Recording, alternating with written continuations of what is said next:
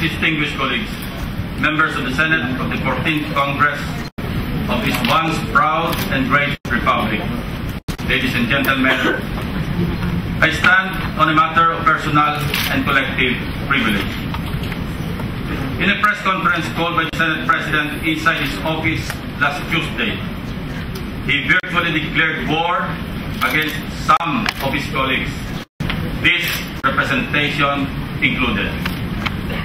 Mr. President, if you are telling us to bring it on, just like a confident poker player with winning cards would say, and now I say to you, all in.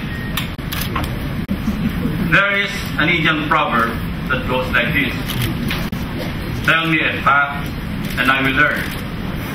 Tell me the truth and I will believe. Tell me a story and it will live forever in my heart. Ladies and gentlemen of this august chamber, these are the facts. On page 563 of the 2008 General Appropriations Act, under the DPWH budget item B.1.8.G, 200 million pesos was appropriated for the construction of the President Carlos P. Garcia Avenue extension from South Luzon Expressway to Sucat Road in Parañaque City, including right-of-way. On page 646 of the same budget book, under the same heading, for DPWH budget, item B.8.7, another 200 million pesos was appropriated for the extension of C5 Road, including right-of-way. C5 Road is what we formerly called President Carlos P. Garcia Avenue. The project covers the same stretch, also from the South Luzon Expressway to Sucat Road in Parañaque City. Distinguished colleagues, please allow me to very simply describe these two appropriations. One is to extend Carlos P. Garcia Avenue from South Luzon Expressway to Sucat Road in Parañaque City, including right-of-way. The other is to extend C5 Road from South Luzon Expressway to Sucat Road in Parañaque City, including right-of-way. Masterful? Maybe. Neat? Well, almost. Carlos P. Garcia Avenue and C5 Road are one and the same, and so is everything else that precedes and follows. You need not be an expert on the national budget to find malice in this situation. Only a keen eye and a strong motivation to pull this country out of the deep pits of corruption. This is the truth. During the first Development Budget Coordinating Council hearing on the national budget for 2009 last Monday morning, I pointed out to DBM Secretary Rolando Andaya Jr. the redundant appropriation, even as I asked him to explain why there is such double entry.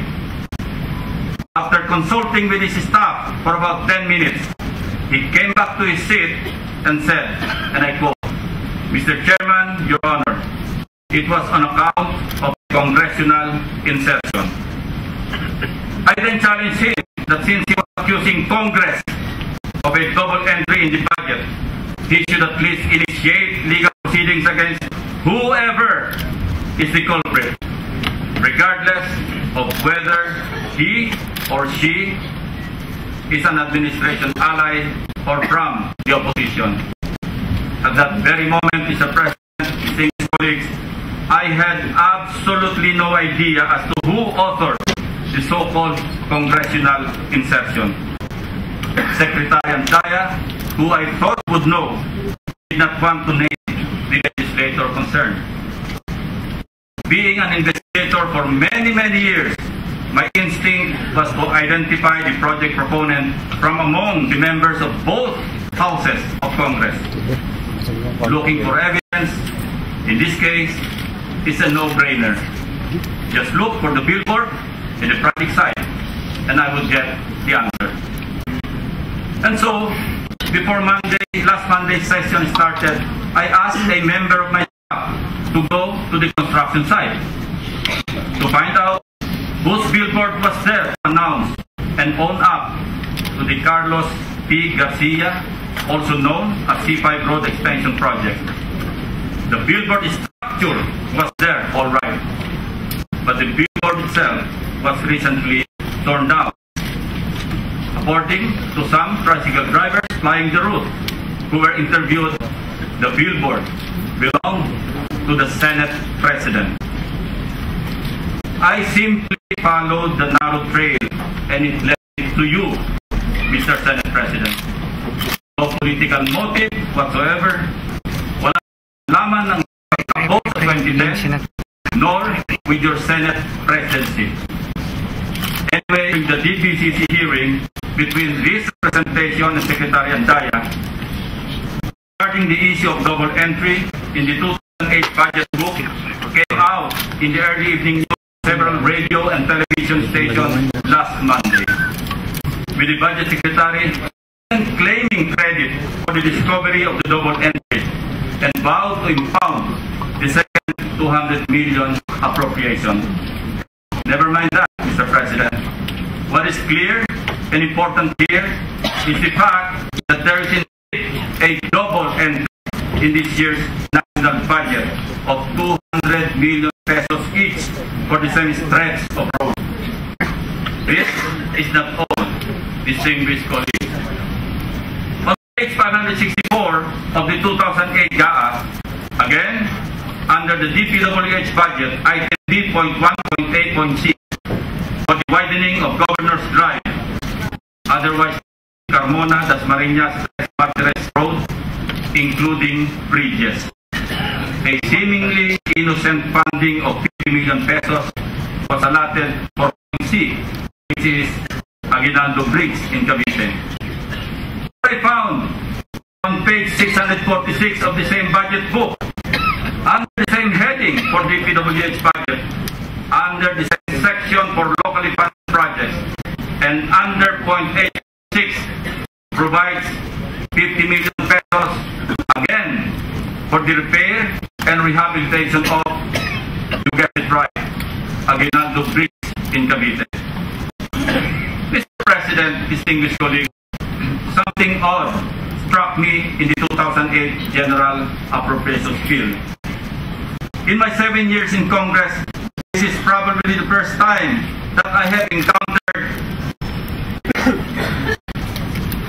two versions of the House Bill, namely House Bill 2454, the red and the black, the left and the right. Another case of double entry, perhaps. What gives? Take the case of the DPWH budget. One, or HB 2454, red version, locally funded projects in the DPWH budget received a total appropriation of 52,648,923,000 pesos. But in GAB B, or General Appropriations Bill 2, or HB House Bill 2454 black version, the appropriation balloon a whopping 65,461,538,000, with a difference of close to 13 billion pesos. In the Senate version of the bill, an increase of 3.95 billion pesos was proposed, which eventually became item H, urgent infrastructure, including local projects under the 2008 General Appropriations Act. The following line budget items are the insertions made in the Senate. Number 1, Kibawe, Kadingilan, Kalinangan Road, 5 million.